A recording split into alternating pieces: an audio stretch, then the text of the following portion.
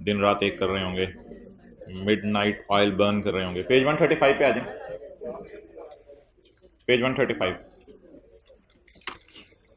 भाई सैलरी के डिसअलाउ होने की दो वजूहत हैं। ये जो हमने पढ़ा है पिछले दिनों में, मैं उसकी समरी बता रहा हूँ। सैलरी के डिसअलाउ होने की दो वजूहत हैं। अगर एक तो कॉलेज वालों ने सर आसिफ को 2 लाख तनख्वाह दी और उस पर 20,000 टैक्स नहीं काटा, तो टैक्स नॉट डिडक्टेड 21 के सी में हमने पढ़ा था, तो सैलरी नॉट अलाउ हो जाएगी। या फिर कल हमने एक और बात पढ़ी थी, टैक्स काटा नहीं काटा अलग बात है, पैसे कैसे दिए। अगर पैसे कैश में दे दिए तो फिर भी सैलरी 25,000 से ऊपर वाली पर मंथ डिसअलाउ हो जाएगी। तो बता दें सैलरी के डिसअलाउ होने की कितनी वजूहत हैं? दो। टैक्स ना काटना सैलरी पे, ये भी जुर्म है, और 25,000 से ऊपर की सैलरी में कैश में देना, ये भी जुर्म है। चलें जी, नोट कर लें। ये कौन सा पेज है? 135 का टॉप, उस पर नोट कर लें। 134 का टॉप, जो भी है यार, ये कौन सा है? ये नोट कर लें 135 के टॉप पे। सबर, मैं आपको देता हूं नोट करने के लिए टाइम।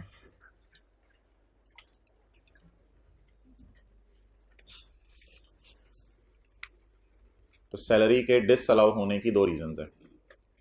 टेस्ट दे दिए, दूसरा सवाल वेल स्टेटमेंट के पहला तीसरा कुछ 100 सेक्शन 114 में से तीसरा आसान सा, ये दे दीजिएगा टेस्ट जाते जाते। चलते फिरते ना काम करते रहा करें अपने। इधर से गुजरे हो, चल यार आजा टेस्ट दे आए, उधर से चल यार खाना खा लें, चलो यार, मन लगा ही रखा करें। सुकून सिर्फ जाके कब्र में अभी अपने आप को सिर्फ बिजी रखा करें। दुनिया काम की जगह, कब्र आराम की जगह, जन्नत इनाम की जगह। ठीक है, तो इसलिए काम काम काम करें।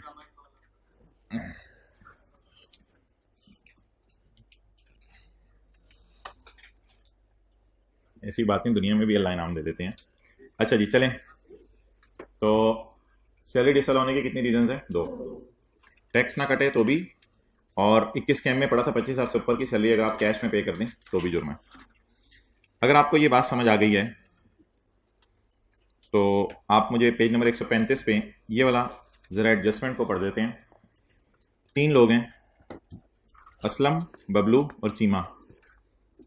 असलम की तनख्वाह कितनी है? 60,000। होए होए होए, किस में पे कर दी एम्प्लॉयर ने? कैश में। लेकिन टैक्स काटे, टैक्स काटे, अल्हम्दुलिल्लाह टैक्स काटे सैलरी पे करते हुए, लेकिन पे करते हुए कायदे आजम के नोट पकड़ा दिए हैं। 21 के सी में हमने पढ़ा था टैक्स काटना चाहिए, सैलरी पे, रेंट पे, बाकी चीजों पे टैक्स काटना चाहिए, टैक्स कटा है। लेकिन 21 का एम वॉयलेट हो गया है, क्यों? 25,000 से ऊपर की तनख्वाह कैश में पे करना जुर्म है। बताएं जी, ये मैंने सोल्यूशन छुपा दिया है, इसलिए आप इधर ही देखते रहे सिर्फ। अलाउड एज डिडक्शन और not? Excellent, not allowed as deduction. क्यों? दोनों में से एक कंडीशन भी वॉयलेट हो जाए तो खर्चा माइनस करने की इजाजत नहीं है। क्लियर? अगला पढ़ें।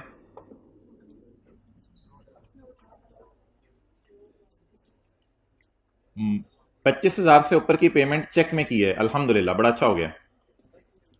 ओए, पेमेंट करते हुए टैक्स नहीं काटा, पेमेंट करते हुए टैक्स नहीं काटा, ये गड़बड़ होगी ना। तो 21 का सी वॉयोलेट हो गया, तो सजा क्या मिलेगी? जो बिजनेसमैन इस एम्प्लॉय को तनख्वाह पे कर रहा है, तो बिजनेसमैन को ये तनख्वाह माइनस करने की इजाजत नहीं है। आगे देखें, मिस्टर सी की तनख्वाह 80,000 है, जो कि 25,000 से बहुत ज्यादा है। पे होनी चाहिए थी चेक में या डायरेक्ट ट्रांसफर के जरिए, लेकिन अल्हम्दुलिल्लाह बल्कि पे हो गई चेक के जरिए। नजर नहीं आ रहा? अच्छा, पे हो गई चेक के जरिए। क्लियर? और टैक्स कट गया, तो ये भी सही हो, ये भी सही हो, तो नो प्रॉब्लम एट ऑल। इसलिए खर्चा माइनस करने की इजाजत है। Allowed as deduction, yes, it is allowed as deduction. Clear? Okay, अच्छा वो कल ना हम पॉइंट करे थे सीए, उसकी इंग्लिश पढ़ने वाली रहेगी थी। Page number 132, 133। अच्छा, ये जो रूल है ना सीए वाला, ये कोई जनरल रूल नहीं है, ये ना सिर्फ गिनी चुनी चीजों के लिए रूल है। किन के लिए रूल है? ऑल प्रोडक्ट्स के लिए रूल नहीं है, ये गिनी चुनी चीजों के लिए रूल है। किन चीजों के लिए? हम पढ़ेंगे सेल्स टैक्स जब हम बड़े हो जाएंगे। घर वाले नहीं कहते माशाल्लाह बड़ा हो गया पुत्र, तो जब आप बड़े हो जाएंगे तो हम पढ़ेंगे सेल्स टैक्स। सेल्स टैक्स में एक शेड्यूल होगा, थर्ड शेड्यूल। थर्ड शेड्यूल में कुछ प्रोडक्ट्स के नाम होंगे। तो सेल्स टैक्स के लॉ में थर्ड शेड्यूल में जिन प्रोडक्ट्स के नाम होंगे, अगर वो प्रोडक्ट्स हम बेच रहे हैं तो फिर हमारा नाम एक्टिव टैक्स पे लिस्ट में नहीं आ रहा, तो हमें कमीशन सारा माइनस करने की इजाजत नहीं है, बल्कि हमें कमीशन लोअर ऑफ एक्चुअल और 0.2% ऑफ सेल माइनस करने की जाती है। लेकिन अगर हमारा नाम एक्टिव टैक्स पे लिस्ट में आ रहा है तो फिर तो हमें पूरा कमीशन माइनस करने की जाती है। तो ये जो रूल है सीए वाला, ये सारी गुड्स के लिए है पाकिस्तान में, या गिनी चुनी गुड्स के लिए, सारी गुड्स के लिए, चुनी गुड्स के लिए। Commission paid exceeding 0.2% of sale for products listed in third schedule of sales tax. Sales tax के थर्ड शेड्यूल में कोई प्रोडक्ट्स हैं, वो इंशाल्लाह हम देखेंगे एक दिन क्लास में। तो वो जो चीजें हैं अगर वो आप बेचें तो उनके बेचने पर अगर आप कमीशन पे करें और आपका नाम एक्टिव टैक्स पे लिस्ट में नहीं आ रहा तो आपको एक सजा मिलेगी। कमीशन कितना ला होगा? लोअर ऑफ करके डन। अच्छा, however full commission will be allowed अगर आपका नाम किस में आ रहा है? एक्टिव टैक्स पे लिस्ट में आ रहा है। अच्छा यार, इसमें ना अब हम जरा बात को आसान कर लेते हैं for the purpose of numerical, but theory में ना वो लफ्ज अजीब से इस्तेमाल कर रहे हैं आजकल, एक्सीडिंग 0.2% ऑफ सेल। अब क्या मतलब एक्सीडिंग 0.2%? एक्सीडिंग को मैं आपको समझाने की कोशिश करता हूं। ऊपर से मिला के पढ़ें, फॉलोइंग डिडक्शन, फॉल सीलिंग की तरह ना देखें, ऊपर से मिला के पढ़ें। Following deductions will not be allowed. Commission exceeding 0.2% of sale, commission exceeding 0.2% of sale. Following deductions will not be allowed. Commission exceeding 0.2% of sale is not allowed. What is 0.2% of sale? 10. What is total? ये 10 इससे कितना बढ़ रहा है? 5 is not allowed. It means 10 is allowed. ये मैंने आपको exceeding का लफ्ज समझाने की कोशिश की, उम्मीद है समझ आ गई होगी। दोबारा ट्राई करते हैं। कहते हैं 0.2% ऑफ सेल से जो कमीशन बढ़ जाए वो नॉट अलाउड है। 0.2% ऑफ सेल है कितना? इससे बढ़ कितना गया हमारा कमीशन? 5 डिस अलाउ है, तो अलाउ। तो मैंने कहा था चक्रों में ना पढ़ेंगे तो बड़ी मुश्किल से अंग्रेजी, आप लोअर ऑफ करके माइनस कर लिया। तो दैट्स ओवर, आगे आ जाए। अच्छा, आज ना बस 5-7 मिनट 10 मिनट और लगाएंगे हम थ्योरी पे। आज हमने न्यूमेरिकल शुरू करने हैं। Point 10, any expenditure of a capital nature, however depreciation और अमोर्टाइजेशन विल बी अलाउड। अच्छा, ये जो टैक्स की किताब है ना, ये नॉन अकाउंटेंट्स भी पढ़ते हैं, इसलिए कुछ चीज़ें ऐसी हैं जो अकाउंटेंट्स को पता होती हैं, बताने की जरूरत नहीं है, लेकिन नॉन अकाउंटेंट्स भी पढ़ते हैं, इसलिए लॉ मेकर ये बात बता देता है। तो जब ये बात लॉ मेकर बताते हैं तो बच्चे कहते हैं ये कोई बड़ी मुश्किल सी बात है जो उसने बताई है, हालांकि बच्चे को अकाउंटिंग के अंदर ये बात पता होती है, तो वो ऐसे ही बात को पढ़ के समझ रहा होता है कोई मुश्किल सी बात है। जैसे आईकैप के पेपर में आपके साथ होता है, नहीं इससे मुझे ये समझ आ रहा है आईकैप का कुछ और मतलब होगा, इतनी आसान चीज़ नहीं पूछ सकता, ये कोई चक्कर है इसमें, तो खुदा के लिए इस तरह ना सोचा करें, कोई चक्कर होता ही नहीं। अच्छा, एक प्लांट है 75,000 रुपये का, आपने 2015 में खरीदा, तो अकाउंटिंग के टीचर ने आपको बताया था मिसाल के तौर पे कि आप इस प्लांट को खर्चे में डाल दें 25-25 करके, डन, डेप्रिसिएशन के नाम से, ठीक है। तो टैक्स वाले कह रहे हैं भाईजान इस चीज की हम इजाजत नहीं देंगे आपको। किस चीज की इजाजत नहीं देंगे? कि प्लांट को पहले साल खर्चे में डाल दो, ये हम इजाजत नहीं देंगे। इसकी बजाय हम आपको ग्रीन सिग्नल दे रहे हैं, आप इसको होले होले होले होले डेप्रिशिएट करो। इसकी इजाजत नहीं है और इसकी इजाजत है। अब ये इतनी सादा सी बात थी कि आपको बताने की जरूरत मुझे नहीं थी। क्या प्लांट पहले साल एक्सपेंसेस में चला जाता है या बैलेंस शीट में जाके होली होली खत्म होता है? होली होली खत्म होता है या फौरन खत्म हो जाता है? होली होली खत्म होता है। तो कहते हैं प्लांट को खर्चे में ना डालो, however depreciation will be allowed. ऊपर से मिला के पढ़े, following deductions will not be allowed. Expenditure of paid of capital nature का खर्चा अलाउ नहीं है। हमने कहा फिर कहते हैं उसकी डेप्रिसिएशन होले होले अलाउ कर लो, वो कर लो, लेकिन फौरन खर्चे में नहीं डालना। तो मना किस चीज से करें? फौरन खर्चे में डालने से। That was point N, naughty. बताना पड़ता है बबलूस को। बबलूस, note it down on your खूबसूरत बुक विद योर नेक हैंड्स।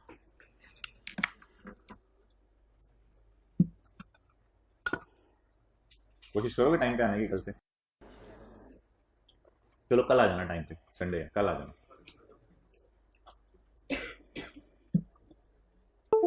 चलें जी।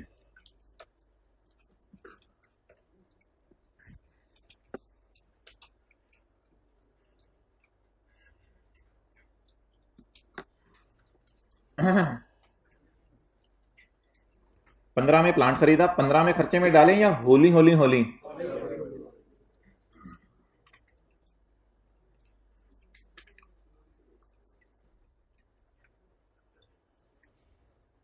अच्छा, ये थोड़ी सी हमारी रिवीजन होने लगी है। जो हमने कल न्यूमेरिकल किया था उस तरह के एक न्यूमेरिकल की। कल हमने पढ़ा था कि ऐसी चीजें जो सेल्स टैक्स के थर्ड शेड्यूल में प्रोडक्ट्स के नाम आ रहे हैं, उन पर अगर कमीशन पे करें तो कमीशन को लोअर ऑफ करके माइनस करना है 100%। उसी तरह का कॉन्सेप्ट इधर है, लेकिन ये कुछ और लोगों के लिए है और यहां लिमिट्स डिफरेंट है। वो क्या कॉन्सेप्ट है? अगर फार्मास्यूटिकल मैन्युफैक्चरर्स, दवाइयां बनाने वाले, एडवर्टाइजमेंट करें तो लॉ मेकर को ये पसंद नहीं है, क्योंकि ये बहुत ज्यादा पैसा एडवर्टाइजमेंट में जाया कर देते हैं। अगर दवाइयां बनाने वाले एडवर्टाइजमेंट करें तो पेपर में आपने लोअर ऑफ करके माइनस करनी है एक्चुअल एडवर्टाइजमेंट और 10% of sale, whichever is lower. लेकिन आपको पता है वो अंग्रेजी तो बड़ी औखी सी डालेगा, एक्सीडिंग 10% ऑफ सेल टाइप को अंग्रेजी डाल देगा। तो अंग्रेजी तो बड़ी औखी सी है, लेकिन नीचे कॉन्सेप्ट आसान है। Following deductions will not be allowed. Any expenditure, ये जो इन रिस्पेक्ट ऑफ होता है ना, मैंने किताब में हर जगह इसको एफ ओ आर कर दिया है, आप भी एफ ओ आर कर दिया करें, आसान हो जाती है अंग्रेजी। Any expenditure for sales promotion, any expenditure for, पूरी पूरी जिंदगी यहीं रुके रहें, for advertisement, any expenditure for publicity exceeding 10% of sale shall not be allowed. अगर पे करने वाला कौन है? Pharmaceutical manufacturer. चलो, असद के साथ वाले भाई ने बाल सेट कर लिया, अब हम आगे चलते हैं। हाथ हिला दें, हाथ हिला दिया, ऐसे लगता है कि फील कर लिया बच्चों ने। असल में आजकल पता नहीं चलता ना, बच्चे को बात करते बच्चा फील कर जाता है, ज़माना बदल गया है। ओके, आप लोगों की बात नहीं कर, आप लोग माशाल्लाह फील नहीं करते टीचर की बात को, कुछ क्लासों में बच्चे हैं ऐसे। ओके, आप ना जवाब ना दिया करो। अच्छा चलें जी, इसका न्यूमेरिकल करें। अंजुम फार्मास्यूटिकल मैन्युफैक्चरर है, यानी अंजुम का लेवल हो गया है, कल क्रिकेट खेलता था, आज दवाइयाँ बनाता है। उसने ये इन्फॉर्मेशन आपको दी है। सेल है उसकी 5000, एडवर्टाइजमेंट है 800, सैलरीज है 900, प्रॉफिट है 3300। कहते हैं न्यूमेरिकल शुरू करो सेल से। बिल्कुल ठीक है, न्यूमेरिकल शुरू करने का ना एक तरीका प्रॉफिट से भी है, वो फिर हम कभी डिस्कस करेंगे, ठीक है। फिलहाल मैं सेल से न्यूमेरिकल शुरू करवा रहा हूँ। तो सेल बोलें जी 5000 लेस, हाँ इधर भी कर सकते हो, मैं वर्किंग में कर रहा हूँ। एडवर्टाइजमेंट लोअर ऑफ, एक्चुअल कितनी है 800, या 10% ऑफ सेल 500, दोनों में से लोअर 500। तो एडवर्टाइजमेंट कितनी माइनस होगी, और सैलरीज 36। तो ये सवाल की वर्किंग हो गई, ग्रीन वाली। बाकी मेन सोल्यूशन हो गया। इसको नोट कर लें, क्योंकि वो जो है ना पिछले वाला 0.2% ऑफ सेल वाला, उसकी भी छोटी सी न्यूमेरिकली घर में जाके आपने रिवाइज नहीं की थी नोट करके, तो इसको नोट कर लें।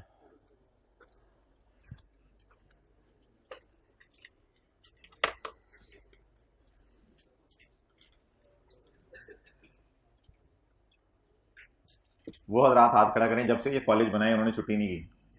वो इसी सेशन में बना ना। अच्छा जी, जब से कॉलेज मैंने छुट्टी नहीं की, खीर होगी यार, तो रिकॉर्ड ब्रेक करते टाइम पे आना भी शर्त होती है, वहाँ हाथ ना खड़ा कर। एक छुट्टी करने वाले हाथ खड़ा करें। एक छुट्टी की है जब से सेशन शुरू हुआ है। क्या ऐसा हुआ था कि छुट्टी करनी पड़ गई? दस्ते बंद हो,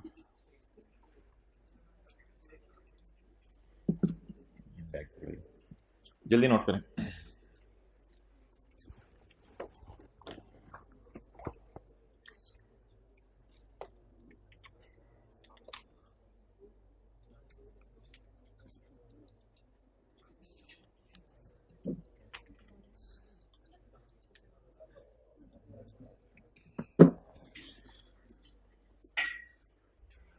ओके,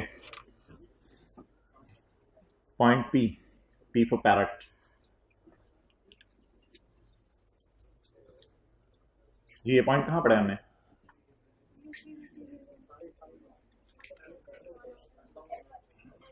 अच्छा भाई, आपको मैं आखिरी मौका दे रहा हूँ। कल की क्लास में असल में ऑनलाइन में शायद अनाउंस नहीं कर सका था मैं, आपको तो मैसेज आ गया होगा घर में, नहीं मैसेज आया था?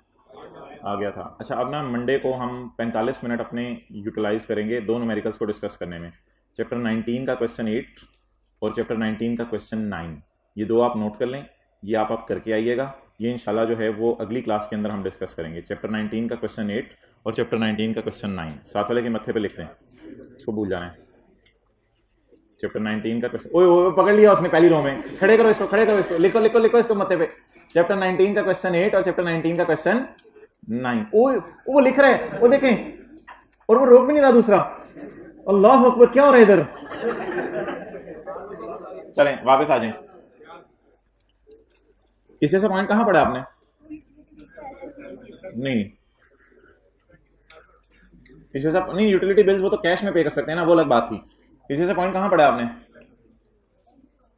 भाई जगह जगह ना लॉ मेकर असूल बता रहा है, 25,000, 2.5 लाख, 10%, 0.2%, जगह जगह रूल बना रहे हैं।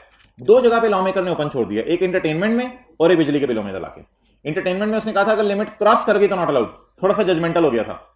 इधर भी जजमेंटल हो गया है, बिजली के बिल अगर लिमिट क्रॉस कर गए तो नॉट अलाउड। ठीक है, एक बिजली के बिलों के बारे में कल भी बात पड़ी थी, वो क्या पड़ी थी? कैश में पे हो सकते हैं। अच्छा, ये ना सेक्शन 21 जब आप एक फाइनल टच इसको देंगे ना घर जाके, तो इसमें 2-3 जगह पे आपको कंफ्यूजन सी आएगी कि फलां जगह ये लिखा हुआ है, फलां जगह ये लिखा हुआ है। इस कंफ्यूजन को मैंने अगली क्लास में रिमूव करना है। फिलहाल आप इस बात को छोड़ दें कि कहीं और क्या पढ़ा था, बस सादा सी बात बता दें, एंटरटेनमेंट और बिजली के बिल अगर लिमिट्स क्रॉस कर जाए तो नॉट अलाउड, और अगर लिमिट्स के अंदर रहे तो अलाउड। तो ये दोनों पॉइंट बड़े जजमेंटल से हैं, इसलिए ये पेपर में न्यूमेरिकली आमतौर पर टेस्ट नहीं होते। क्यों नहीं टेस्ट होते? क्योंकि इसमें लिमिट्स नहीं है ना।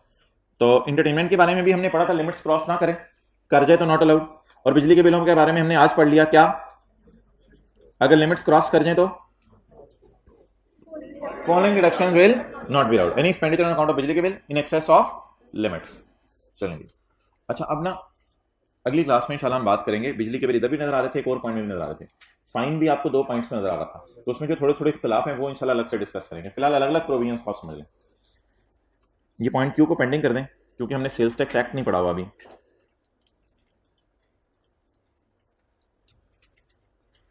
पॉइंट क्यू आपका पेंडिंग हो गया, ये हम जब आपका सिलेबस खत्म हो रहा होगा ना तो आखिरी 10 दिन में पढ़ लेंगे इसको। अगले सफे का पॉइंट क्यू पेंडिंग, ये था जी सेक्शन 21, जो मशहूर जमाना सेक्शन 21 काफी अरसे से रोटेट कर रहा था। Page number 138, depreciation. कौन सी एशन? डिप्रिसिएशन। बड़े मौके पे पहुंचे, जल्दी आ जाओ, डिप्रिसिएशन शुरू होने लगी है। आगे आ जाओ, आगे आ जाओ, तो पहली रो में बैठने की आदत है, कम से कम इधर तो आ जाओ। डिप्रिशिएबल एसेट, अच्छा पहले वहीं आ रहे हो। डिप्रिशिएबल एसेट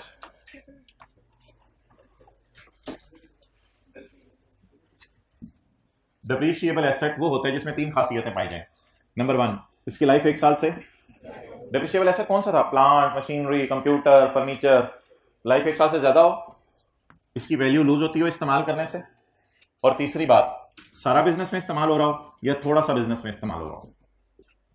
तो इससे साबित ये हुआ कि अगर एक गाड़ी सिर्फ बिजनेस में इस्तेमाल हो रही है उसको भी हम डेप्रिशिएट करेंगे, और अगर गाड़ी सुबह बिजनेस में इस्तेमाल होती है, शाम को घर में इस्तेमाल होती है, तो भी उसको डेप्रिशिएट करेंगे। लेकिन डेप्रिशिएशन के रूल्स फिर देख लेंगे उनको कैसे डेप्रिशिएट करना है।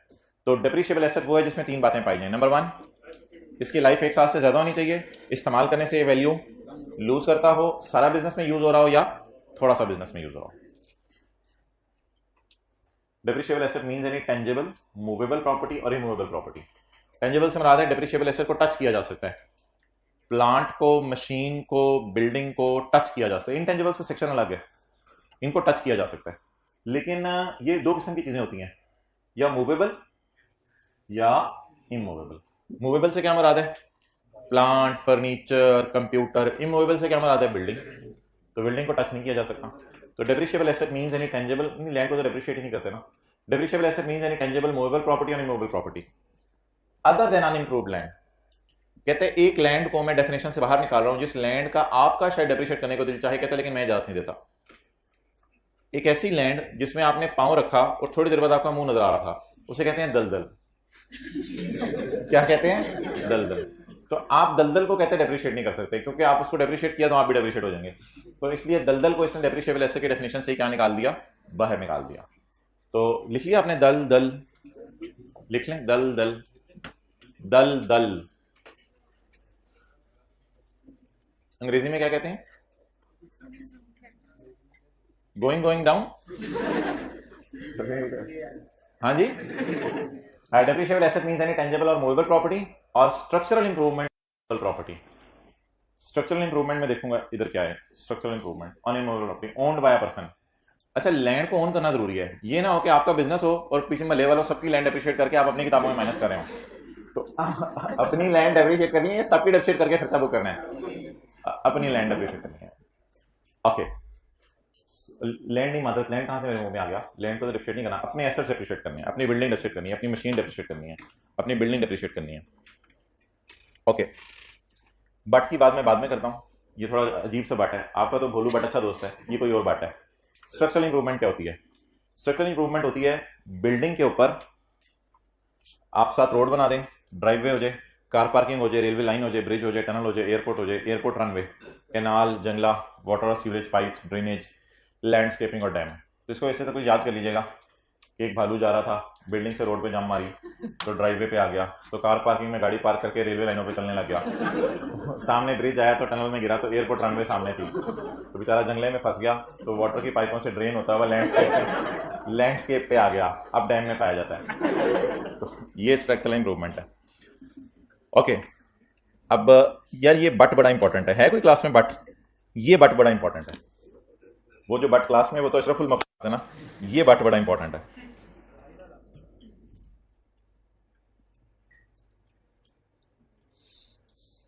आप तशरीफ ले जाएं।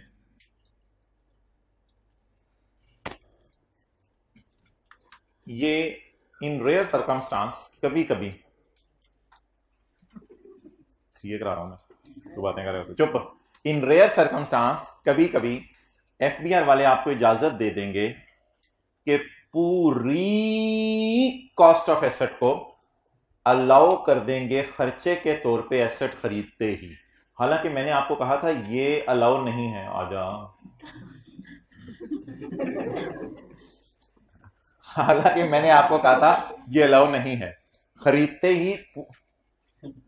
ही पूरी कॉस्ट को खर्चे में डालना अलाउ नहीं है। लेकिन अब मैं आपको बता रहा हूं कि अगर एफबीआर वाले आपको इजाजत दे दें तो ये भी हो सकता है, लेकिन ये जनरल रूल नहीं है। ये क्या है? Rare circumstance. आपने बाय किया प्लांट जगह में अप्रैल 14 को 10 मिलियन का, एफबीआर वालों ने खुशी में आके कहा कि 2014 में ही 10 मिलियन को खर्चे में डाल लें। अब क्या 10 मिलियन अगर खर्चे में डाल लिया तो अगले साल ये डिप्रिशिएट होगा? तो ये निहायत इलॉजिकल सी बात है, जिसको सुन के अकाउंटिंग वाले टीचर के कान से ऐसा धुआं निकलेगा कि सब बच्चों पे उसके असरात जाएंगे। तो ये बात अकाउंटिंग की क्लास में ना कर दीजिएगा, लेकिन टैक्स वाले इसकी इजाजत देते हैं। इसकी वजह क्या होती है? इसकी मिसाल हमारे सिलेबस में कोई नहीं है। इसकी वजह क्या होती है? हमारे सिलेबस में नहीं, बल्कि एफबीआर ने अभी तक कुछ लोगों को इजाजत दी नहीं। हाँ, कभी ऐसा हो सकता है कोई बंदा ऐसा कोई सोलर एनर्जी प्रोड्यूस करने वाला या कोई ऐसा जबरदस्त सा प्लांट इंपोर्ट कर ले, या आजकल के जमाने के एतबार से पेट्रोल को जो है बेहतर करने के लिए कोई बंदा कोई चीज निकाल ले, बाहर के मुल्क से इंपोर्ट कर ले, तो हुकूमत उसे इतनी खुश हो कि पूरे प्लांट की कॉस्ट को ही फौरन खर्चे में डालने दे, यानी plant expense debit cash credit, तो पूरे प्लांट की कॉस्ट को खर्चे में डालने दे। ऐसी सूरत में टैक्स पेयर ना खुश हो जाता है। असल में खर्चा जब फौरन बुक होता है ना तो प्रॉफिट्स कम हो जाते हैं। यार खर्चा रिकॉर्ड करने से प्रॉफिट, खर्चा रिकॉर्ड करने से प्रॉफिट, और प्रॉफिट कम होते हैं तो टैक्स। इसलिए ये टैक्स पेयर के लिए खुशी की बात है, लेकिन एफबीआर वाले इसकी इजाजत नहीं देते। इसकी एक मिसाल हमारे सिलेबस में थी पहले कि एफबीआर वाले प्लांट को 90% डेप्रिशिएट करने देते हैं खरीदने के साल में, लेकिन वो मिसाल भी भाई ने निकाल दी है। बहरहाल ये कॉन्सेप्ट है, थ्योरी की हद तक इसको नोट कर लें। ये कौन सा पॉइंट में पढ़ा रहा हूं? बट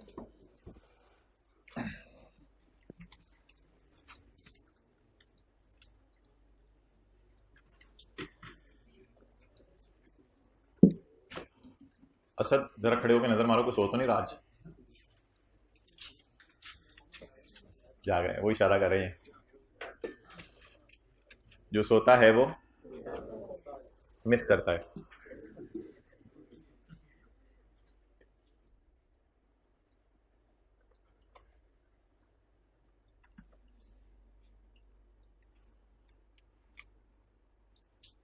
मुझे अच्छी तरह याद है सीए इंटर में मैंने इतनी इतनी छुट्टियां की थी, 0 डेज। तो पता नहीं आप कैसे हिम्मत हो जाती है छुट्टी करने की। ओके, मैंने आपको अक्सर कहा है आप ना बोला करो। किस इलाके से हूँ? इलाका कौन सा है आपका? कैसे? लाहौर। अच्छा, इन रेयर सर्कमस्टांस एफबीआर वाले आपको इजाजत दे देंगे कि ऐसे खरीदते ही कहां डाल दो, खर्चे में डाल दो। अब आप इसको डिप्रिशिएट करेंगे, यानी 2015 में कितना खर्चा रिकॉर्ड होगा? कुछ भी नहीं। 2016 में कितना खर्चा रिकॉर्ड होगा? कुछ भी नहीं। बल्कि मुनासिब है कि इस एसेट को डेप्रीशिएबल एसेट की डेफिनेशन से ही बाहर निकाल दें। इस काबिल ही ना करेंगे इसको डिप्रिशिएट करना है, बल्कि फौरन किस में डाल दें? खर्चे में डाल दें। आपको पी एंड एल इस टाइप का बनेगा आपका। मिसाल के तौर पे आपके बिजनेस की sale 100 million less plant expense, और आप ये देख के लोटपोट हो रहे होंगे हंस हंस के ये हो क्या रहा है, लेकिन ये होगा। तो इस तरह का पीएनएल आपका बनेगा। आपको फौरन सारा खर्चे के तौर पे माइनस करने की जरूरत होगी। हालांकि प्लांट एक्सपेंसेस में नजर नहीं आता, लेकिन इन रेयर सर्कमस्टांस अगर एफबीआर वाले कह दें तो आप ये कर सकते हैं, बल्कि आप यही करेंगे। ओके, बट एक चीज कहते हैं, मैं डेप्रिशिएबल एसेट की डेफिनेशन से बाहर निकाल रहा हूं, but shall not include any property for which full cost is allowed as खर्चा इन द ईयर ऑफ होली होली या फौरन। होली होली खर्चा रिकॉर्ड होगा या फौरन खर्चा रिकॉर्ड होगा? Full is allowed as deduction, पूरी को खर्चे में डाल दो। बट ये रेयर सर्कमस्टांस में होगा, ये जनरल रूल नहीं है। तो इसको फिर डेप्रिशिएट नहीं करना आपने, इसको डेप्रिशिएबल एसेट की डेफिनेशन से बाहर निकालना है। ओके, अच्छा भाई, अब अगला कॉन्सेप्ट ये है कि दो बंदे हैं,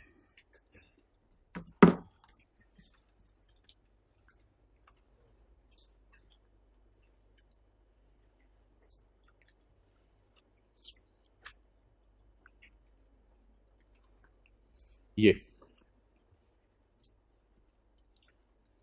मुशारका फाइनेंसिंग होती है, शिरकत। ये कल ही शायद अखबार में खबर आई है कि इस्लामिक बैंक और होंडा मिलकर ना बाईसाइकिल लॉन्च करने लगे हैं। तो आपके घर नहीं पहुंची अभी वो अखबार? अच्छा, तो इस्लामिक बैंक और होंडा कार्स मिलकर एक बाईसाइकिल लॉन्च करने लगे हैं। तो एक पैडल मारेंगे 1 किलोमीटर चलेगी। तो उसके लिए इन्होंने इकट्ठे होकर एक मशीन खरीद ली है। अभी ज्यारत नहीं कराई उसकी, इन्होंने इकट्ठे होकर एक मशीन खरीद ली है। तो अब मशीन के कितने ओनर्स हो गए? दो। इस्लामिक बैंक भी ओनर है और होंडा कार्स भी इसका ओनर है।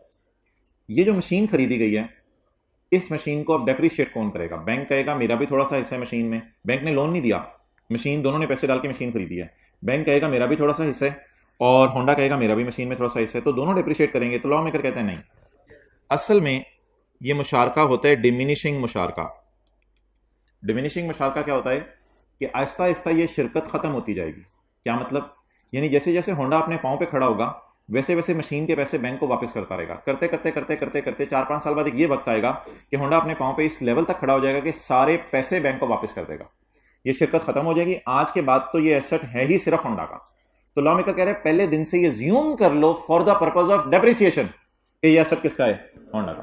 तो अगर कोई चीज शिरकत में खरीदी जाए इस्लामिक बैंक के साथ, तो डेप्रिशिएट कौन करेगा? इस्लामिक बैंक नहीं, वो तो कोई तुक नहीं बनती। डेप्रिशिएट कौन करेगा? जो बंदा उससे क्या बना रहा है? बाइसिकल बना रहा है। तो इसलिए डेप्रिशिएट इस मशीन को करेगा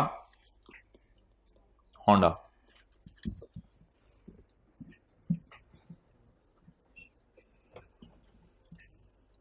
जल्दी नोट करें, फिर वो आज तजस्सुस खत्म होने लगा। इनिशियल अलाउंस फॉर डेप्रिसिएशन, तो जो बहनें थी वो पूरे स्टार बहन है इनिशियल अलाउंस।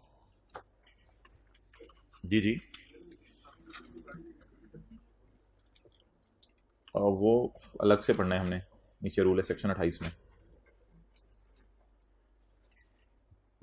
डिमिनिशिंग मुशारका का क्या मतलब है? शिरकत खत्म हो जाएगी आहिस्ता आहिस्ता। होंडा पैसे किसको वापस कर देगा? इस्लामिक बैंक को। जी बिल्कुल, चलें जी।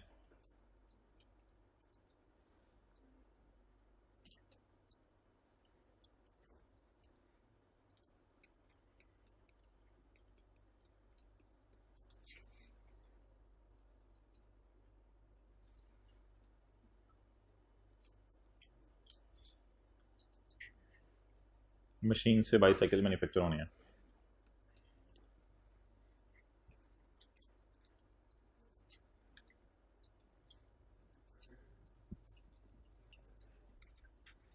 In case a depreciable asset is jointly owned, depreciable asset is jointly owned by Honda and Mizan Bank. In case a depreciable asset is owned by Honda and Mizan Bank, ये जो banks होते हैं ना, ये licensed by state bank और SCCP होते हैं। State bank ने इनको लाइसेंस दिया होता है या एससीसीपी से भी रजिस्टर होते हैं। अच्छा, in case depreciable asset is jointly owned by Honda and Islamic bank due to arrangement of मुशारका, ये इसको कहते हैं डिमिनिशिंग मुशारका। The asset is considered as wholly owned by taxpayer. Assume किया जाएगा एसेट टैक्स पेयर ओन कर रहा है, कौन? Honda, tax payer Honda. तो कंक्लूजन क्या निकलेगा? नाउ होंडा विल डेप्रिशिएट, ये कंक्लूजन है बात का। इसको सिर्फ होंडा डेप्रिशिएट करेगा।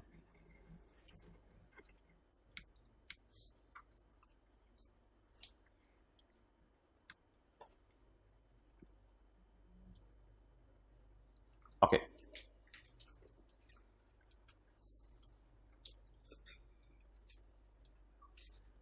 A depreciation reduction shall be allowed on depreciable assets used by the person। जो एसेट डेप्रिशिएबल होंगे उन पर डेप्रिसिएशन अलाउ होगी अगर आप उन एसेट्स को यूज करें। Depreciation is calculated by applying the rate on opening WDV of asset. Depreciation का रेट किस पे लगेगा? ओपनिंग डब्ल्यूडीवी पे। कॉस्ट पे रेट लगेगा डब्ल्यूडीवी पे, डब्ल्यूडीवी पे। बिल्डिंग्स के लिए क्या रेट है डेप्रिसिएशन का? 10%। और मेथड कौन सा है? डब्ल्यूडीवी। फर्नीचर्स के लिए क्या रेट है? बिल्डिंग ऑल टाइप से मुराद है, बिल्डिंग जो मर्जी हो, फैक्ट्री की हो, एडमिन ऑफिस की हो, जो मर्जी हो बिल्डिंग, हर किस्म की बिल्डिंग। प्लांट के ऊपर क्या रेट लगेगा? 15%। मोटर व्हीकल के ऊपर क्या रेट लगेगा? 15%। शिप्स पे क्या रेट लगेगा? 15%। टेक्निकल एंड प्रोफेशनल बुक्स भी कई दफ़ा दफ्तर वाले खरीद लेते हैं, बाहर के मुल्क से किताबें भी बड़ी महंगी मिलती हैं, $500 की बुक मिली, तो टेक्निकल एंड प्रोफेशनल बुक्स अगर आपने कोई खरीदनी उनको भी डेप्रिशिएट आप कर सकते हैं। तो ये कितने परसेंट रेट हो गया? 15%।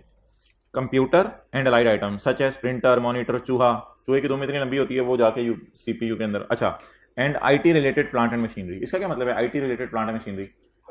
ऐसा प्लांट जिससे कंप्यूटर बने, ऐसा प्लांट जिससे कंप्यूटर बने, उसका रेट ऑफ डेप्रिसिएशन भी क्या है?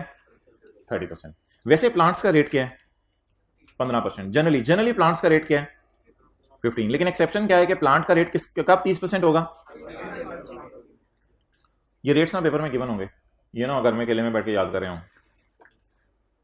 एयरक्राफ्ट एंड एरो इंजन, आपको पता है उड़ने वाले जहाज भी होते हैं। तो एयरक्राफ्ट एंड एरो इंजन कौन से हैं? अच्छा, तो एयरक्राफ्ट एंड एरो इंजन के ऊपर रेट ऑफ डेप्रिसिएशन क्या है? 30%। बहरहाल उड़ने वाले जहाजों का छोड़ें। अच्छा, अब रेट क्या हो गए? बिल्डिंग के लिए 10, कंप्यूटर के लिए 30 और बाकी सबके लिए 15। बोलें जरा, लेकिन याद हो जाएगा बोलेंगे तो, याद मैंने क्या करना कोई नहीं। बिल्डिंग के लिए 10, कंप्यूटर के लिए 30, बाकी सबके लिए 15। ये रेट है 3 बस। बिल्डिंग के लिए 10% रेट है, कंप्यूटर के लिए 30% है और बाकी सबके लिए 15% रेट। चलें शुरू करें न्यूमेरिकल्स। डेप्रिसिएशन निकालनी आती है? डेप्रिसिएशन निकालनी आती है?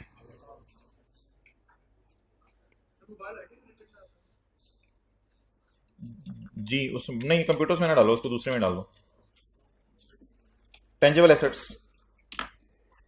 टेंजिबल एसेट्स दो किस्म के होंगे, अभी मैं नोट करने का टाइम दूंगा, ये बड़ा इंपॉर्टेंट डिसीजन ट्री है। टेंजिबल एसेट्स दो किस्म के होंगे, एलिजिबल और नॉट एलिजिबल। एलिजिबल और नॉट एलिजिबल का क्या मतलब है इसको छोड़ें, ये लिस्ट याद कर लें। फर्नीचर, बताना तो नहीं पड़ेगा फर्नीचर क्या होता है। Vehicle, building, second hand plant purchase from Pakistan. ये जो एसेट्स है ना, इनको हम कहा करेंगे नॉट एलिजिबल। क्यों नॉट एलिजिबल कहा करेंगे वो बताता हूं। ये 4 नाम याद कर लें, फर्नीचर, व्हीकल, बिल्डिंग और ऐसा पुराना प्लांट जो कहां से खरीदा आपने? पाकिस्तान से। अगर मैं नया प्लांट खरीद लूं पाकिस्तान से तो वो अदर्स में आ जाएगा। अदर्स का मतलब है ये याद कर ले नाम, इनके अलावा बाकी सारे इधर हैं। अगर नया प्लांट खरीदूं उधर चला जाएगा, अगर कंप्यूटर खरीदूं तो वो भी इधर नहीं आएगा, कंप्यूटर भी इधर चला जाएगा। तो वक्त के साथ साथ हम चीजें देखेंगे उधर कौन सी आएंगी, लेकिन फिलहाल ये लिस्ट याद कर लें 4 चीजों की। Furniture, vehicle, building, second hand plant purchase from Pakistan. Eligible for what? Eligible for what, किस चीज के लिए तुम एलिजिबल हो? जब जिस साल आप एसेट खरीदेंगे ना, उस साल आप इसको 2 दफा डेप्रिशिएट करेंगे। पहली डेप्रिसिएशन का नाम होगा इनिशियल अलाउंस, बड़ी बाजी, और दूसरी डेप्रिसिएशन का नाम होगा छोटी बाजी, डेप्रिसिएशन बस। लेकिन these are not eligible for initial allowance, इसलिए ये पहले साल सिर्फ क्या होंगे, ओनली डेप्रिशिएट। लेकिन जब एसेट की उम्र का दूसरा साल आ जाएगा ना, या तीसरा साल या चौथा साल या पांचवा छठा साल, उस साल ये वाले भी सिर्फ क्या होते हैं और ये वाले भी सिर्फ डेप्रिशिएट होते हैं। तो अब हमें सिग्निफिकेंस समझ आई, इनिशियल अलाउंस और डेप्रिसिएशन के अंदर जो फर्क था वो समझ आया। 4 किस्म के एसेट खरीद लें, पहले साल भी डेप्रिशिएट करने हैं, दूसरे भी, तीसरे भी, चौथे भी, और इन 4 के अलावा अगर और कोई एसेट खरीदें तो उनको आपने पहले साल इनिशियल अलाउंस भी कैलकुलेट करना है उन पे और डेप्रिसिएशन भी कैलकुलेट करनी है, लेकिन दूसरे और तीसरे और चौथे साल उन पे सिर्फ डेप्रिसिएशन कैलकुलेट करनी है। कल तक नोट कर लें। पिछले सफे पे थोड़ी सी जगह खाली है किताब पे, चलें वहीं नोट कर लें।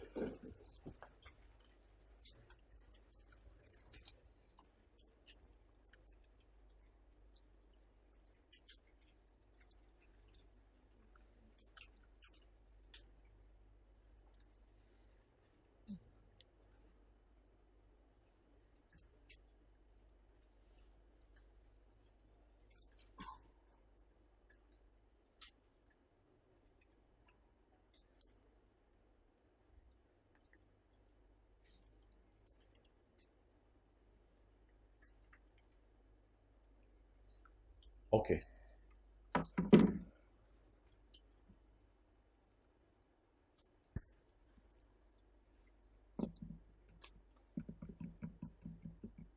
चलें जी।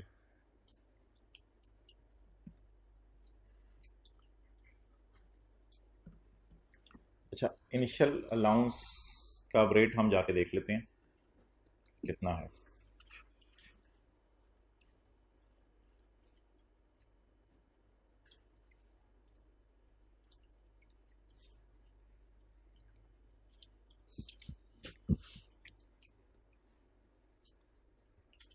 वो अगर ये पर होने हैं ना, इस सैटरडे संडे और आखिरी बेंचेस भी। ओके, इनिशियल अलाउंस का रेट, थोड़ी मेहनत करें, एक दो सफ़े आगे आए, पेज 140 पे आए जरा। इनिशियल अलाउंस का रेट कितना है? 25%। इनिशियल अलाउंस का रेट कितना है? 25%। एक दो सफ़े आगे आओ ना, पेज 140 पे, तो इनिशियल अलाउंस का रेट आपको ढूंढो, 25% मिल जाएगा। बहरहाल ये भी रेट आपने याद नहीं करना, ये पता चले ये रेट आप याद करके आ गया हूँ, तो अपनी एफर्ट्स ना लगाएं जहाँ पे नहीं लगानी। तो 25% रेट है, लेकिन याद नहीं करना, 25% है लेकिन। ओके, ये ओवर हो गया। अब आप बिस्मिल्लाहिर्रहमानिर्रहीम पढ़ के पहला न्यूमेरिकल शुरू करें, पेज नंबर 140। ये कौन सा पेज है?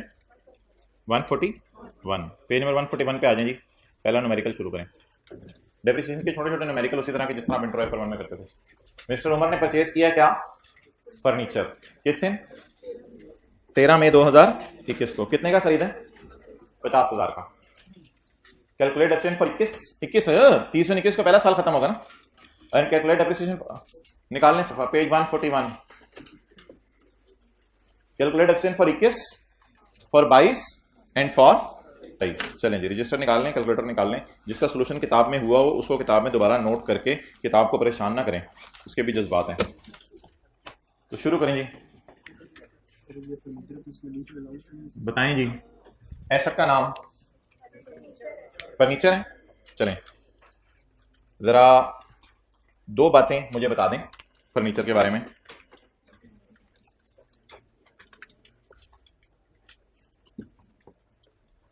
फर्नीचर के बारे में मुझे 2 बातें बता दें।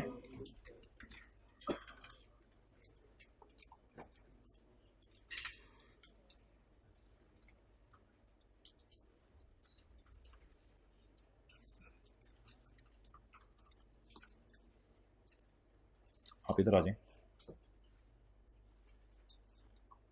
जी मोहतरम। फर्नीचर एलिजिबल है, नॉट एलिजिबल है? इसको पहले साल भी से डेप्रिशिएट करना है और अगले सालों में भी। ये तो फिर नॉर्मल तरीके से सवाल सॉल्व होगा, कोई डिफरेंस की बात नहीं है। और अगली बात, फर्नीचर का डेप्रिसिएशन रेट पेपर में गिवन होगा। फर्नीचर का रेट क्या है? ये 2 बातें याद हो गई। चलें जी, सवाल शुरू करें। कॉस्ट बताएं जी। किस दिन? 15 मई 2021। 13 मई 2021। जी कॉस्ट 50,000। सबर सबर सबर, मैं एक ही दफा नोट करने दूंगा। इसको डिप्रिशिएट करें खड़े होके कब? 30/6/21, यानी टैक्स ईयर 2021 को इसको डिप्रिशिएट करें। रेट कितना है जी? 50,000 जरब 15%, जरब जरब 2/12, मई और जून 2/12। क्यों? दो तो मई में 13 दिन है, तो फिर मई और जून 1.5 महीना बन रहा है तकरीबन, तो 2/12 की बजाय 1.5/12 कर लें।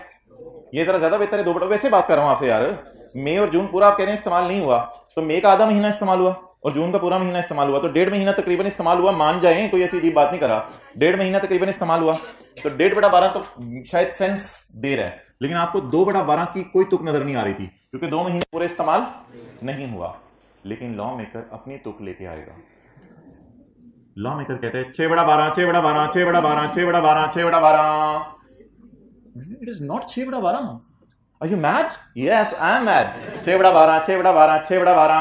तो भाईजान एसेट आप जिस दिन मर्जी खरीद लें, 6/12 किया करना है, जब मर्जी खरीद लें। ये पहली इनलॉजिकल सी बात मैंने आपको बताई है।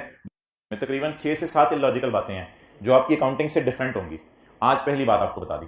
एक और भी डिफरेंट थी इनिशियल लॉन्स वाली बात, वो भी अकाउंटिंग वाले टीचर नहीं बताते, तो क्योंकि वो अकाउंटिंग में एग्जिस्ट नहीं करती बात। लेकिन टैक्स वालों में ये एक इलॉजिकल सी बात अब आपको एब्जॉर्व करनी पड़ेगी। चाहे एसेट आप 13 मई को खरीदें, चाहे एसेट 29 जून को खरीदें, चाहे एसेट आप 30 जून को सुबह 5 बजे खरीद लें, फिर भी 6/12 करेंगे। और आपको पता है हमारा साल शुरू होता है 1 जुलाई को, एंड होता है 30 जून को। हमने एसेट खरीदे 13 मई को, इस दिन खरीदें तो भी 6/12, इस दिन खरीदें तो भी 6/12, इस दिन खरीदें तो भी 6/12, इस दिन खरीदें तो भी 6/12, इस दिन खरीदें तो भी 6/12, हत्ता कि इस दिन खरीद लें तो भी 6/12। तो जितने मर्जी डेट ऑफ परचेज आप मेरे से पूछ लें, जवाब आएगा 6/12, 6/12, 6/12। बल्कि 6/12 को ना वो कहते हैं 50% लिख दिया करो, वो चक्रों में ही ना जाओ। पहले साल डेप्रिसिएशन आधी रिकॉर्ड करो, आधी रिकॉर्ड करो। डेट ऑफ परचेज जो मर्जी हो, उससे कोई फर्क नहीं पड़ेगा। कैलकुलेटर पे फिगर्स निकालना। 3750, WDB निकालना 46250। ये बीवी आ गई पहले साल के डेप्रिसिएशन के बाद। अब आप डेप्रिसिएशन किस साल की निकालेंगे? 30 जून 22। ये टैक्स ईयर कौन सा होगा? 2022। 46250 इंटू 15%। बस वो जो 6/12 से किस साल करना है? खरीदने के साल, खरीदने के साल 6/12 करना है। 69, क्योंकि अगले सालों में तो पूरा साल इस्तेमाल हुआ होता है। बस 6938 1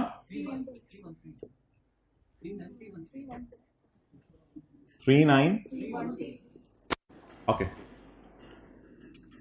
कोई है क्लास में? आज जरा दोनों चलें।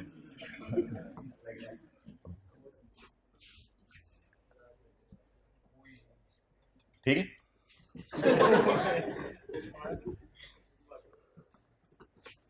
ओके, डेप्रिसिएशन ऑनलाइन और हाइब्रिड वालों को शायद पता नहीं चला था क्या हुआ, इसलिए वो छोड़ने पर ऐसे डर लगेगा। 2023 का साल निकाल लें। 2023 चलें जी, डेप्शन निकालें। ये एसेट बिक गया या सवाल में रिक्वायरमेंट है कि 3 साल डेप्शन निकाल दें? बिका बुका कोई नहीं एसेट, सवाल में रिक्वायरमेंट है। क्या रिक्वायरमेंट है सवाल में?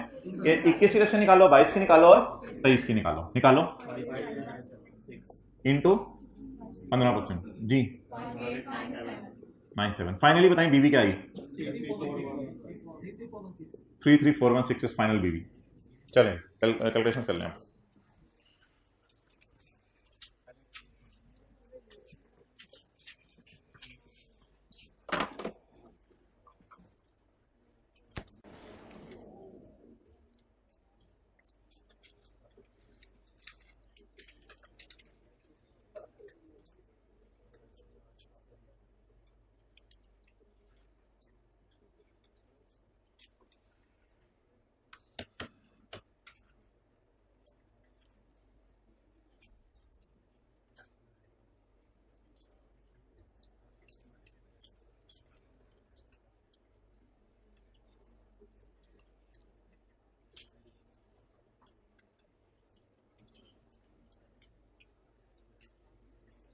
ओके चलें जी।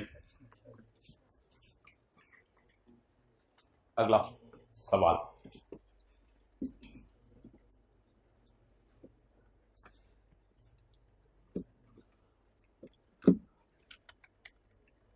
और मैं दादा लगे जिन्होंने छुट्टी की और अगली क्लास में आकर बैठे होंगे, अब वो ये देख रहे होंगे क्या हो रहा है, 50% क्या है, इनिशियल अलाउंस क्या है, ये क्या है, वो क्या है। तो ये मैं कहता हूँ आप अपने साथ ये ना किया करें। अच्छा जी, क्वेश्चन 1 ने तैमूर नहीं होता तो तैमूर, नई किताबें खरीद लें खुदा के लिए, क्वेश्चन 1 ने निकालें। तैमूर कहाँ से देख रहे हो, पुरानी किताब में नहीं है सवाल। Taimur purchase the new plant on 12 March 2022। Taimur ने प्लांट खरीदा नया 12 मार्च 2022 को। कितने का जी, कर ले नोट।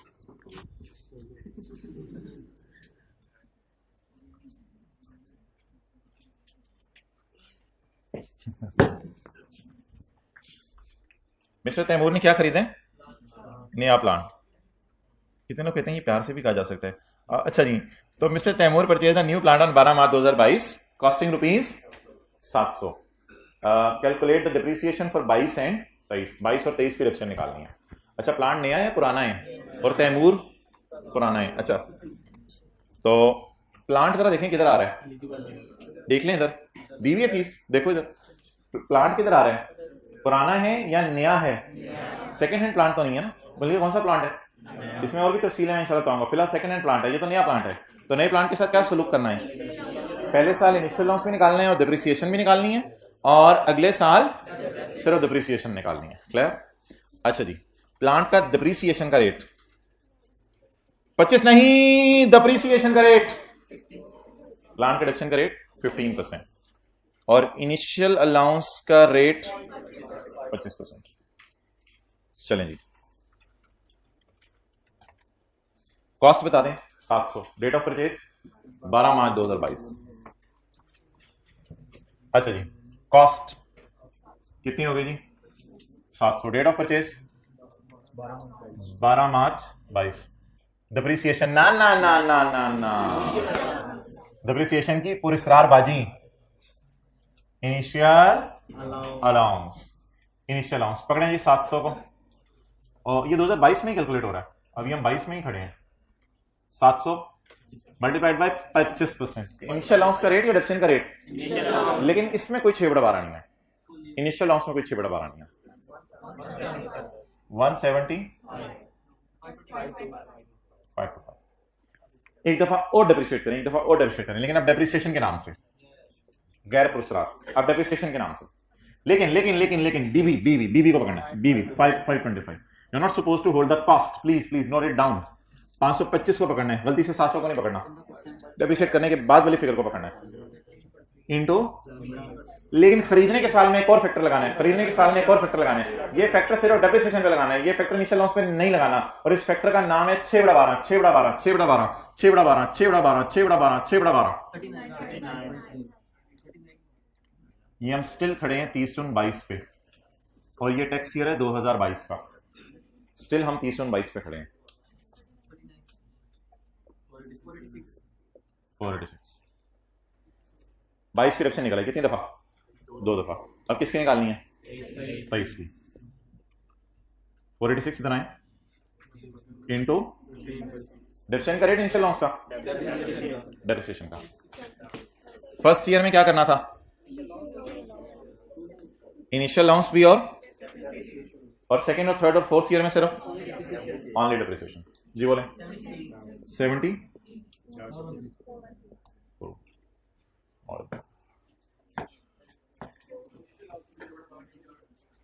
बस लॉ में नहीं कहा उसने लगाने को।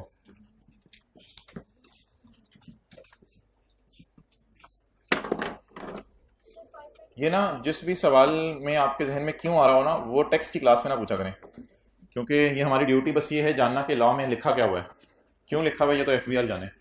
जी सवाल किस कोई पूछ रहा था। हाँ book value, cost minus opening WDV बन गई, इस पर रेट लगा। तो ये याद रखना है आपने 700 पे नहीं लगा देनी डिडक्शन, वरना डिडक्शन 525 पर लगानी है। चलें जी, तीसरा आसान है सवाल ये।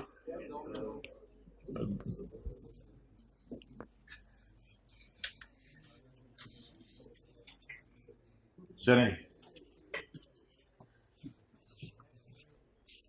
Let's move next. What is our third question?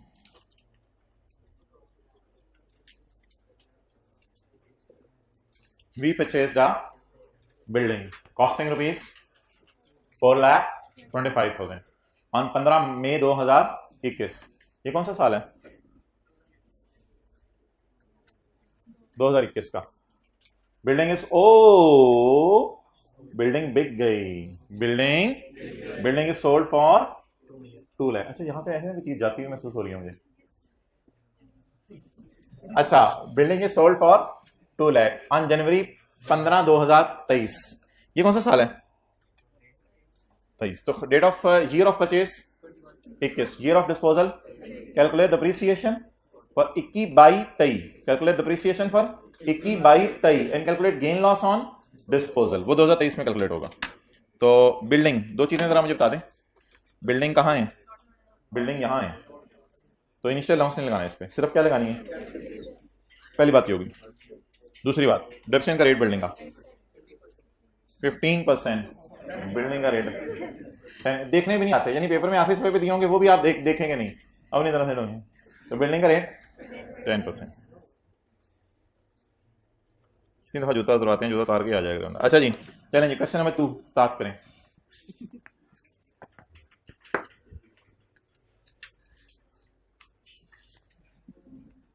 Week का आखिरी दिन है, एक चिड़क. अच्छा जी, बोलें जी कॉस्ट. मैं देख लेता हूँ 4,25,000 15 मई 2021. एहसान करते हैं आके 15 मई 21 4,25,000. सिर्फ क्या करना है इसको? किसने खड़े होके 30/21 यानी टैक्स ईयर 2021 4,25,000 इधर आए इंटू 10%. ये कौन सा रेट है डेप्रिसिएशन का? 6/12 6/12 6/12 6/12 6/12 बोलते रहने, लिखना 50% आया है. 21,250 403,750. अगला साल डेप्रिसिएशन किस दिन खड़े होके 30 जून 22. Tax year 2022 403,750 into 10%. डेप्रिसिएशन का रेट बस लगाना है 40375 33. पिछले सवालों में बिक नहीं रहा था, इस सवाल में बिक रहा है. तो एक छोटा सा पटाखा मारूंगा मैं, छोटा पटाखा. ये देखिएगा जरा बिकने के साल में क्या होगा. देखते रहना, की वॉचिंग 30 जून 2023 का साल है, बस ये लिख लें 2023 का साल है. 2023 के साल में मैं डेप्रिशिएट कर रहा हूँ. बीवी तशरीफ लें 36,3375 इंटू 10% इंटू 6/12 6/12 6/12 6/12. बेचने के साल में भी आपने ये राग लापना है, ना सिर्फ खरीदने के साल में बल्कि बेचने के साल में भी. 6/12 बोलना, 6/12 घर में लिखना, 50% है घर में.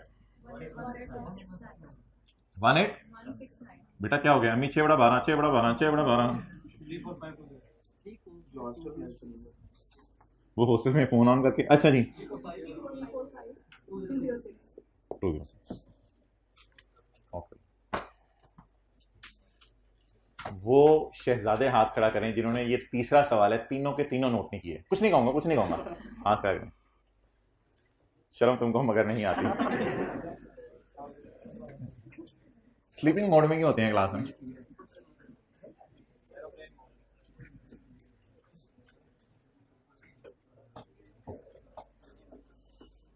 वली अंडरग्राउंड गए में आप रंडे बजे सही तरह बैठ जाए, गेन लॉस निकलने लगा है. अच्छा जी, ने कहा था उस क्लास में जो चाहे उसका नाम लिया जाए वो पर्ची पे लिख के दे दे मुझे. अच्छा, अब बेचने के साल में हमने क्या निकालना है? Gain loss. क्या करें? Consideration minus cost, consideration minus cost, consideration minus बीवी या consideration minus cost? Consideration minus book value. उधर क्या करते थे? Consideration minus cost. अभी गेन लॉस कैसे निकालेंगे? Consideration minus book value. और यही आप अकाउंटिंग की क्लास में भी करते हैं. डिस्पोजल का अकाउंट बनाते हैं, कंसिडरेशन माइनस बुक वैल्यू. इधर एसेट की बुक वैल्यू आती है. थोड़ा थोड़ा याद आ रहा है? FR1 थोड़ी चढ़ रही है दिमाग को. FR1 consideration minus book value. तो लेकिन टी अकाउंट पेपर में नहीं बनाना. टी अकाउंट बनाए वो एक टी बना देगा, फिर आपको बुरा लगेगा. अच्छा, तो कंसिडरेशन माइनस बुक वैल्यू किस साल बिका? तो 23 में मैं गेन लॉस निकालने लगा हूं. लेकिन ये गेन लॉस अकाउंटिंग वालों का या टैक्स की किताब हमारे हाथ में है, इसलिए इस गेन लॉस को कहते हैं टैक्स वालों का गेन और लॉस। कंसिडरेशन माइनस डब्ल्यूडीवी या कॉस्ट डब्ल्यूडीवी, लेकिन इस डब्ल्यूडीवी का ना टैक्स वालों के डब्ल्यूडीवी कहते हैं, ये टैक्स वालों की बीवी है, टैक्स वालों की डब्ल्यूडीवी। क्लियर? अच्छा जी, कंसिडरेशन बोले, कंसिडरेशन कितने का बेचा? 2 लाख का। डब्ल्यूडीवी कितनी थी? ओए ओए ओए,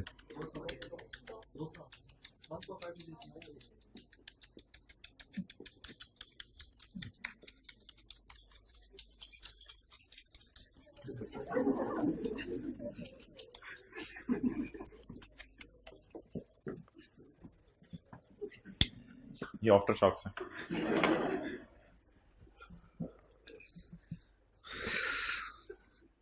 तैयार होके आए थे आप, रेजिडेंट इंडिविजुअल की डेफिनेशन पढ़ाई गई थी, टैक्स ईयर पढ़ाया गया था, साथ साथ याद करेंगे टैक्स।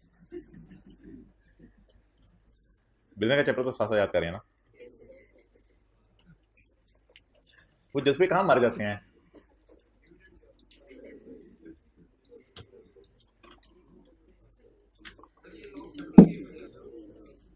नहीं, ये मैं आपको बताऊंगा इस बिल्डिंग और उस बिल्डिंग में क्या फर्क है। ओके, सो खरीदने के, अच्छा पिछले सालों में क्यों नहीं आखिरी साल में मैं 50% का फैक्टर लगा रहा था। असल में अक्सर बच्चे सवाल क्वेश्चन 1 और 1A करते हैं और अगले दिन आके पूछते हैं सर 1 और 1A में आखिरी साल आपने 50% नहीं लगाया था, तो क्वेश्चन नंबर 2 के अंदर आपको क्या शौक चढ़ा था कि आखिरी साल के अंदर 50% लगा रहे थे। सोच ये रहते हैं, बोल जरा सॉफ्ट रहे होते हैं। तो मोहतरम इस सवाल में बिक रहा है, इस सवाल में बिक रहा है, और 1 और 1A में बिक नहीं रहा था। तो खरीदने के साल में भी 6 बड़ा 12 6 बड़ा 12 6 बड़ा 12 6 बड़ा 12, बेचने के साल में भी 6 बड़ा 12 6 बड़ा 12 6 बड़ा 12 6 बड़ा 12।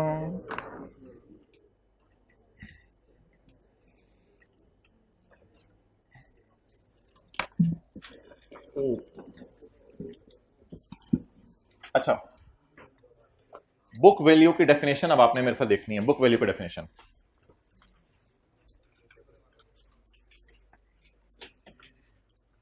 in the year of purchase the book value will be cost minus initial allowance. In the year of purchase, वो समझ रही है, हाथ का मतलब है following deductions will not be allowed. यार और बाय डेप्रिसिएशन का सेक्शन शुरू हो गया है। अच्छा, in the year of purchase the book value will be cost minus, असल में ये ओपनिंग बुक वैल्यू है, इस पे हमने डिडक्शन का रेट लगाना है। In the year of purchase opening book value will be cost minus, and in next year में मैं यहां भी खड़े हो सकता हूं, यहां भी खड़े हो सकता हूं, डिडक्शन माइनस करके यहां भी खड़े हो सकता हूं। तो मैं सबसे बॉटम पे जा रहा हूं ताकि बात अच्छी समझ आए अगर आप ऊपर देख रहे हैं। In next years the BV will be cost minus total depreciation and initial allowance. तो in the year of purchase the WDV will be cost minus initial allowance only, and in any subsequent year, may be मैं यहां खड़ा हो जाऊं, मे be मैं यहां खड़ा हो जाऊं, मे बी मैं यहां खड़ा हो जाऊं, मे बी मैं यहां खड़ा हो जाऊं, wherever I am standing, the BV will be equal to cost minus total depreciation, जिसको अकाउंटिंग वाले accumulated depreciation कहते हैं, minus total depreciation and initial allowance। हाँ जी, ये ना इसको ओपनिंग WDV समझ लो। ओपनिंग WDV पे रेट लगाएंगे तो इस साल की डेप्रिसिएशन निकल आएगी। ये तो क्लोजिंग WDV है ना, तो opening WDV, the WDV at the beginning of year shall be, WDV क्या होगी, इन द ईयर ऑफ एक्विजिशन क्या होगी। अच्छा, बात बड़ी आसान सी है, ऐसे ही उसने थ्योरियां बना के जो है ना बात को जो है दही बना दिया उसकी, आपने खोया बना लेना जाके इसका। In the year of acquisition the cost less initial allowance, the in the year of acquisition the cost less initial.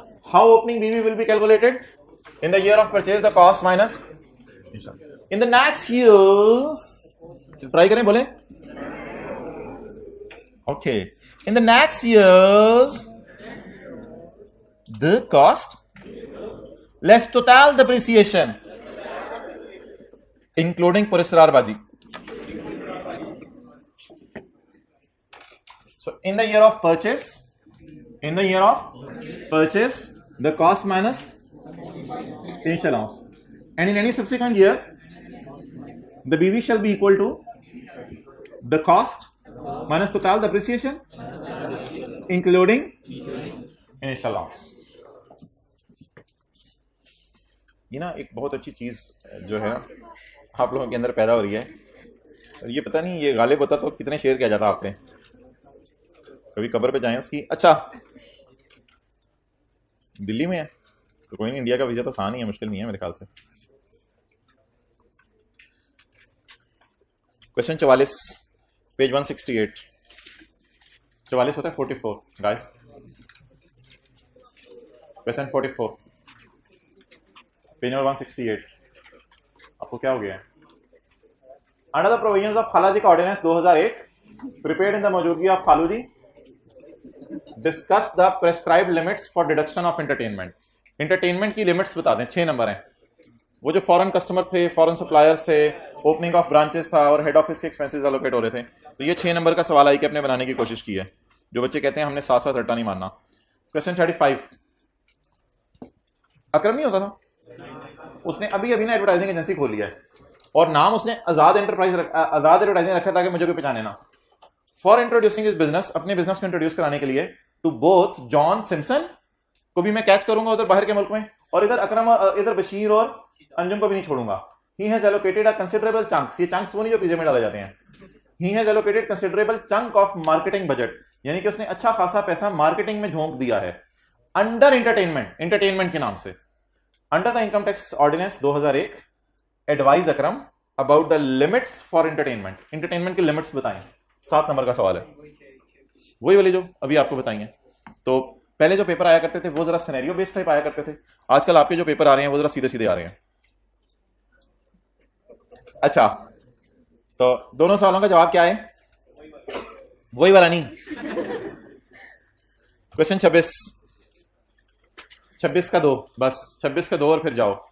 Mister Sajid is अकेला, अल्लाह की तरफ से अभी तक अकेला है, involve in the distribution of पंखे। उसने सोचा मैं फिर पंखे भेज देता हूं, manufactured by a Pakistani company, and he is in the process of computing his business income, और अपनी इनकम फ्रॉम बिजनेस निकाल रहा है फॉर 2008, लेकिन क्लियर नहीं है बेचारा, अभी तक सामला है, क्लियर नहीं है about the tax treatment of following items.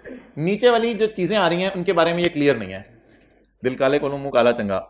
अच्छा, बड़ी गहरी बात है और बात भी यही है। अच्छा, explain the correct treatment of above items. ऊपर वाले आइटम्स की ट्रीटमेंट बताएं। तो हम जरा नीचे से शुरू करते हैं। पॉइंट 2, उसने अपनी किताबों में 50,000 का खर्चा डाला है घर के खर्चों के मद में।